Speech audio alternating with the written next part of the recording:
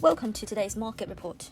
European stock inched to fresh peaks on Thursday as European Central Bank raised its recovery outlook and promised to keep ample stimulus flowing, while travel stocks fell after a recent run of gains.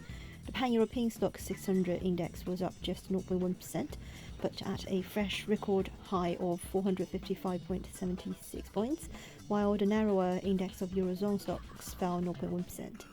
ECB President Christine Lagarde said policymakers agreed to make further emergency purchases over the next quarter at a significantly higher pace than during the first month of the year, but gave no further detail about the expected levels. The central bank now sees 2021 Eurozone economic growth at 4.6%, above the 4% projected in March. Inflation projections were also raised, with the ECB expecting price growth at 1.9% this year, in line with its target and above its last projection for 1.2%. The ECB's main mission today was to avoid any taper talk and not harm the still tentative economic recovery or allow bond yields to surge prematurely. It accomplished its mission. The ECB seems to have bought some time without starting the taper talk, according to ING. Interest rate sensitive bank stocks rose 0.4%, while tech stocks rose 0.9%. The meeting came as data from across the globe point to building inflationary pressures, particularly in commodities as economies recover from long COVID-19 lockdowns. That has raised fears that major central banks will start to pare back their massive stimulus programs sooner than expected, even though policymakers have reaffirmed support until signs of a strong labour market recovery emerge. Eurozone inflation last month exceeded the central bank's target of just under 2%, a mark it has undershot for most of the last decade. S&P hit a record high as investors doubted whether a spike in May consumer prices would spur early policy tightening by the Federal Reserve. European travel and leisure stocks dropped 1.2% following recent gains for the sector on optimism about economic reopenings. Automakers fell for the third straight day, with German carmaker Volkswagen down 0.4% after a report said it expects a shortage in semiconductor supply to ease the third quarter, but sees the bottlenecks continuing in the long term.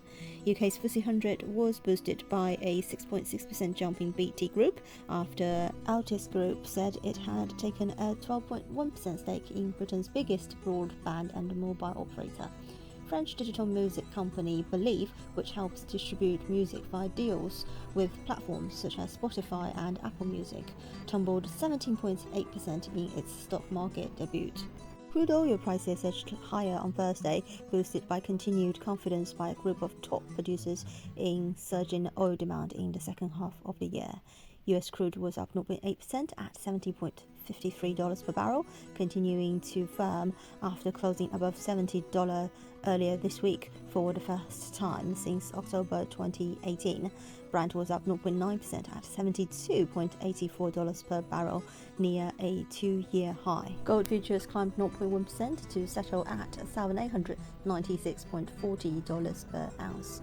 On the FX front, the pound softened against the dollar and euro on Wednesday as Britain and the European Union failed to agree on solutions to post-Brexit trade problems in Northern Ireland and exchanged threats in a standoff that could claim the G7 International Summit. The currency fell after European Commission Vice President said that the EU is considering advancing its legal challenge to Britain over UK action in Northern Ireland, which could result in a court case by autumn or the eventual imposition of tariffs and quotas.